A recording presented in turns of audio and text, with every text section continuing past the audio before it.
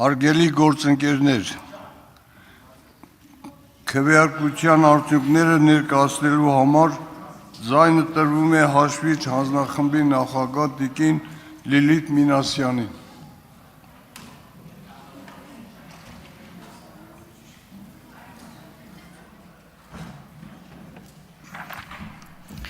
Շնորհակալություն։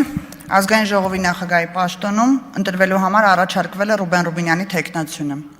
Ազգային ժողովի 105 պատգամավորներից քվեարկությանը մասնակցել են 91-ը։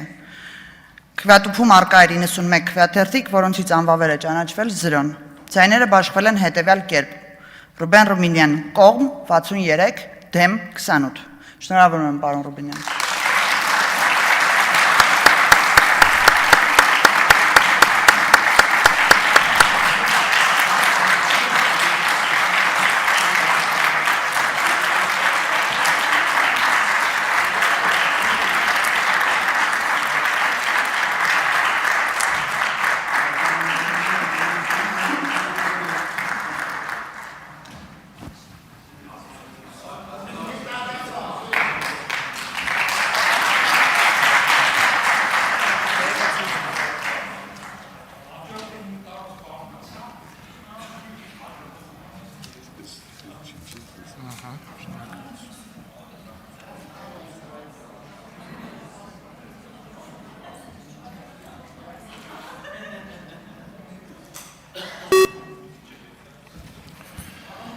Մեծարգո պարոն Հասանով,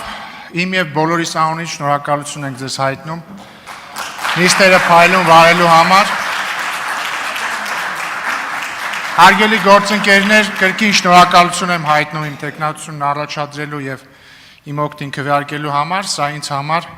մեծագույն պատիվ է և ես ամբողջությամբ պատկերացնում ենք այն պատասխանատվությունը, որը գալիս է այս որոշման հետ միասին և ամեն ինչ կանեմ ձեզ չհիասթափեցնելու համար, հարգելի ընդդիմադիր գործընկերներ,